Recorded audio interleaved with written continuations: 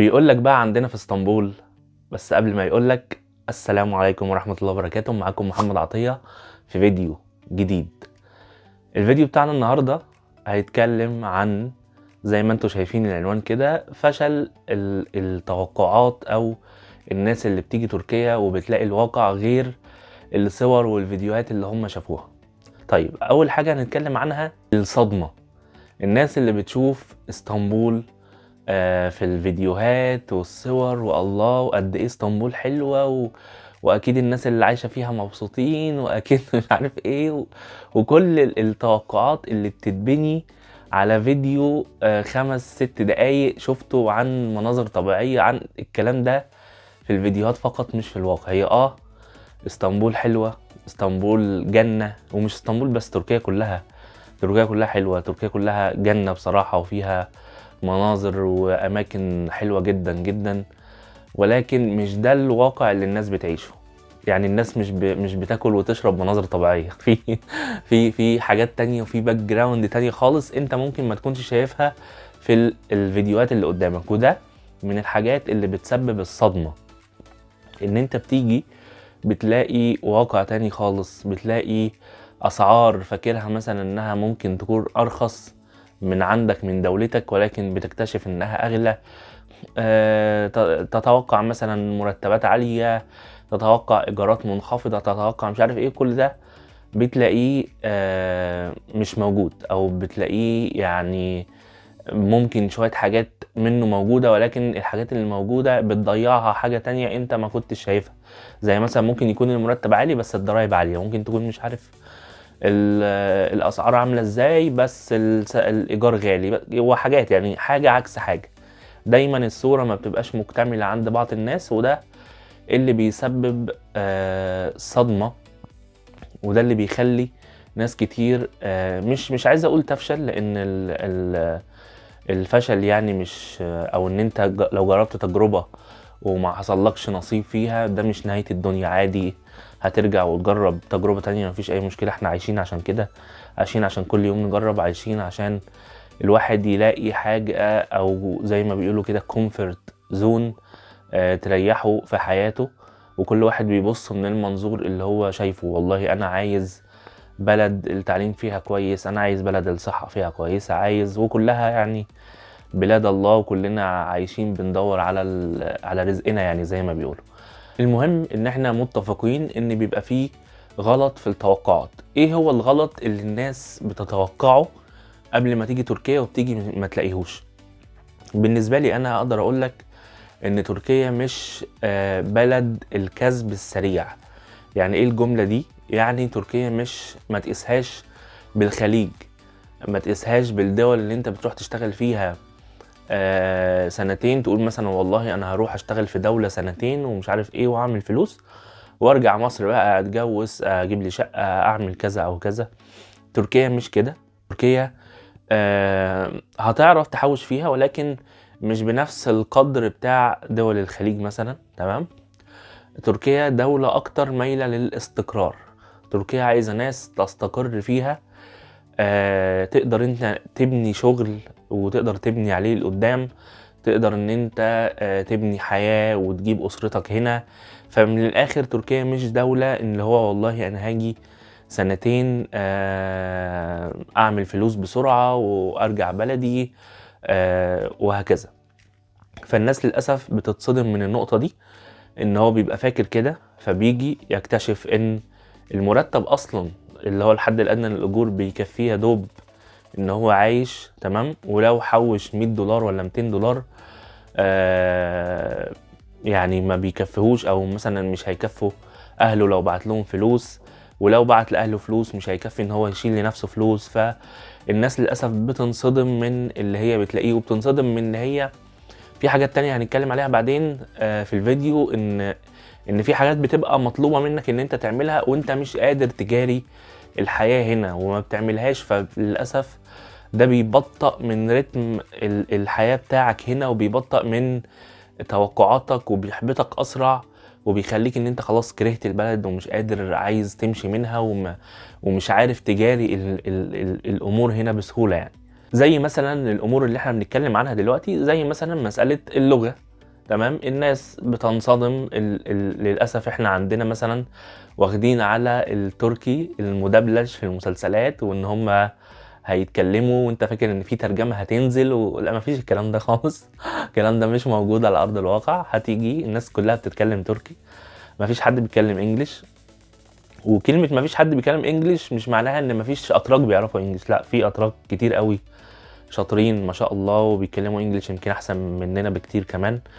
وعندي انا في الشغل في زمايلي اتراك كتير قوي بيتكلموا انجليش، ولكن ممكن ده مش الدارج قوي في الحياة اليومية. تمام. ممكن ما تقابلش ناس كتير في الشارع بتتكلم تركي، ولكن لا، موجودين. وفي ناس كمان بتعرف عربي كمان، ولكن انت وحظك طبعا. اكيد يعني تركيا ما شاء الله يعني 90 مليون، فانت عشان تقابل الناس دي في الشارع كل فين وفين يعني. بس لا، في ناس كتير منهم بتتكلم انجليش، ولكن اللغة هتقف عائق قدام الشخص اللي مش قادر يطور نفسه، عشان يعني او مش قادر يجاري الحياة هنا، فبالتالي مش هيعرف يعيش في تركيا، فبالتالي هيكره البلد.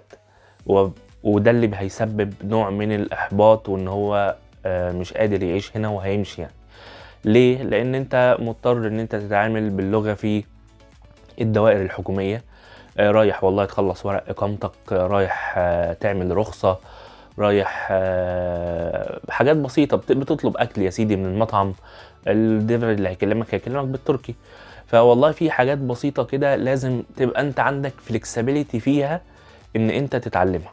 ان انت جاي بلد بثقافة معينة وبلغة معينة، لازم انت تبقى عارف ان انت تقدر تتكيف مع البلد هنا، وتتكيف مع اللغة بتاعتهم والثقافة بتاعتهم. وبرضه مش لازم تبقى بتتكلم تركي فلونت. يعني انا برضه التركي بتاعي لحد دلوقتي، رغم ان انا بقالي هنا كام سنة، 4-5 سنين، وقبلها في مصر كنت بتعلم تركي، ولكن اللغة بتاعتي عادية جدا، عادي. انا بتعامل بس في الامور اللي هو ايه، والله في الشغل عندي، في الامور المحاسبية مع زمايلي الاتراك، في الحياة اليومية، في الاكل والشرب، وانك تشتري حاجة، انك تعمل الحاجات البسيطة. مش عايزك تبقى متحدث سياسي يعني وتطلع تتكلم في التلفزيون، لا، حاجات بس ايه بسيطة تخليك تقدر تتعامل مع الناس بأريحية. تطلب أكل، تروح دوائر حكومية، تعرف تتكلم مع الموظف، حتى لو مش هتكلمي على الأقل يا سيدي تفهمه وتفهم هو عايز منك إيه. حاجز اللغة ده لو عديته أنت بنسبة يعني ممكن أكتر من 70%، أنت كده عديت حاجز من الحواجز الصعبة في تركيا، أو تقدر تفهم الشعب التركي بصورة أوضح. ولان طبعا اللغة، وان احنا جايين من ثقافات مختلفة. ممكن على فكرة الثقافة التركية والعربية مش مختلفة كتير، بالعكس في حاجات كتير قوي متشابهة في الاكل، في اللبس، في الذوق العام، في حاجات كتير قوي مشتركة ما بين الشعب التركي. ودي حاجات تاريخية يعني، نظرا لاننا كلنا كنا دولة واحدة زمان تحت الحكم العثماني. فاللغة لو اتعلمتها من بلدك قبل ما تيجي تركيا هتساعدك كتير قوي قوي وانت موجود هنا. حاجة برضو من الحاجات اللي بتخلي الناس عندها توقعات عالية شوية، وتيجي تلاقي عكس ده هنا في تركيا، هي الشغل والفلوس. زي ما قلت في اول الفيديو، تركيا مش بلد الكسب السريع. يعني حضرتك مش هتيجي تحوش مبلغ وترجع بلدك، لا، انت هنا تعمل حسابك ان انت جاي تستقر. لان والله الناس كتير قوي بتيجي هنا تركيا وتقول لك انا ليا تجربه كتير مع صحابي، انا مش قادر احوش، انا زهقت من البلد مش عارف ايه وعايز اطلع على اوروبا، بدون ذكر اسماء مثلا البلد الاوروبيه اللي بيحبوا يطلعوا عليها، ولكن بيطلع على اوروبا. والله بعد شهرين تيجي تكلمه يقول لك انا نفسي ارجع تركيا تاني ومش عارف ايه وبتاع. طب اللي بيحصل ده بيحصل ليه؟ هو ما يعني زي ما بنقول كده بالبلدي، محدش عاجبه حاله، لا اللي في تركيا عاجبه حاله، ولا اللي في اوروبا، ولا اللي في الدول العربيه، وكله عايز يطلع من بلده. بس للاسف بيتصدم انه لما بيروح برضو البلد اللي هو عايزها بيلاقي الوضع هو. ودي يا جماعه عن تجربه، وعن يعني انا اهو دلوقتي في تركيا وجاي من مصر، وليا اصحابي كانوا معايا هنا، واللي راح المانيا، واللي راح ايطاليا، واللي راح امريكا، واللي راح كندا. البلاد كلها ماشيه بسيستم واحد، ماشيه بنظام واحد. يعني حته ان انت تقدر تحوش او تقدر تعمل مشروع، ده بيبقى في الاول ومن الاخر سعي منك، زائد طبعا قبل ده كله كرم ربنا. وربنا لو كرمك في تركيا، هو ربنا هيكرمك في مصر كلها. بلاد الله وكلها بلاد ربنا يعني، وكلنا بنسعى نعمل حاجة. ولكن لو جيت انت قستها مثلا، والله الحد الادنى مثلا في المانيا لو انا مش متلخبط ممكن 2200 دولار، 2200 يورو، 2300 لو انا مش غلطان يعني، ممكن الناس اللي عايشه هناك تصحح لي. فوالله انت بتدفع ممكن ربعهم او تلتهم ايجار، وعندك اكل وشرب، وعندك لو بتدرس عندك مصاريف جامعه ففي الاخر ال 200 يورو اللي انت هتقدر تحوشها من وانت في المانيا هي نفس ال 200 يورو ان انت هتقدر تحوشها هي في تركيا، هي. ولكن الفرق بس ان انت والله لا انا شفت المانيا احسن واصحابي كلهم راحوا مش عارف ايه، فانا عايز اروح. ويبقى على قلبه زي العسل ان هو يتعلم الماني، ويجي مثلا على الكلمتين التركي مش عايز يتعلم. طب ما دي لغة ودي لغة تانية برضه، ودي لغة تانية، بس هم الناس خلاص حطوا في دماغهم ان اوروبا او الغرب الاوروبي احلى ولازم اروح هناك مفيش الكلام ده خالص. والمرتبات هنا هي المرتبات هناك، بالعكس في الدول الاوروبيه الغربيه الضرايب اكتر. ممكن اللي هتستفاده بعد كده بقى انت لو حابب بدماغك بقى تستفاد لو عملت ورق عايز تاخد باسبور او جنسيه اخرى يعني. وبرضه هنا في تركيا كنا اتكلمنا ان كده تقدر تاخد جنسيه تانية بعد بشروط معينه يعني، كنا اتكلمنا عليها في فيديو سابق. ولكن زي ما انا قلت التوقعات بتبقى غلط في الاول عن الشغل وعن الفلوس في تركيا، وده من الاسباب برضو اللي بتخلي الناس تحبط وتفشل هنا وتسيب البلد. وان ان انا هلاقي شغل بسهولة، مفيش حاجة اسمها بسهولة، كله في الاول وفي الاخر كرم ربنا. وانت لازم تسعى ولازم تجتهد ولازم تتعلم لغة ولازم تدور على شغل ليل نهار، ولازم تمشي وتعمل ورق ولازم تعمل يعني. انت جاي بلد جديدة في الاول وفي الاخر مش هينفع يعني. احنا والله كنا في بلدنا قاعدين مع اهلنا بناكل بنشرب ومش شايلين هم، يا دوب بنبعت كل يوم الصبح كذا سي في على لينكد ان وبالليل وعادي مش شاغلين نفسنا، احنا في بلدنا. لكن لما انت تيجي تطلع بقى بره البلد دي انت لازم تحط مجهود مضاعف عن اللي انت كنت بتعمله في بلدك عشان تقدر تثبت نفسك، سواء في شغل او في ان انت تقدر تعمل فلوس من شغلك، او في لغة او في معيشة، او ان انت تقدر تجيب شقة، او الحاجات دي كلها عايزة حد عنده صبر شوية، وعايزة حد عنده انه يقدر يعمل حاجة او عايز يعمل حاجة عشان يقدر يعيش في بلد زي تركيا. عايزة استقرار، مش عايزة انك تحوش قرشين وترجع. واخر حاجة حابب ادي نصيحة للناس اللي حابة تيجي تركيا.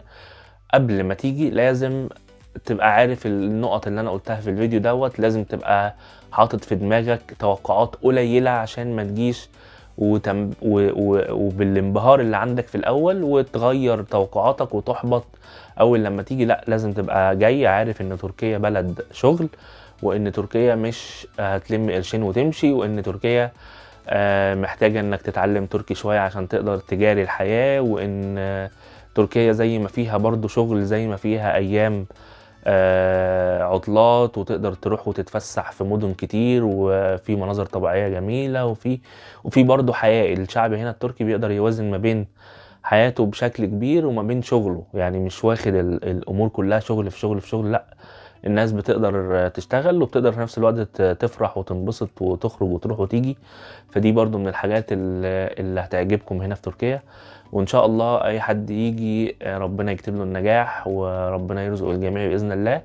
وان شاء الله اشوفكم في فيديو جديد، والسلام عليكم ورحمة الله وبركاته. سلام.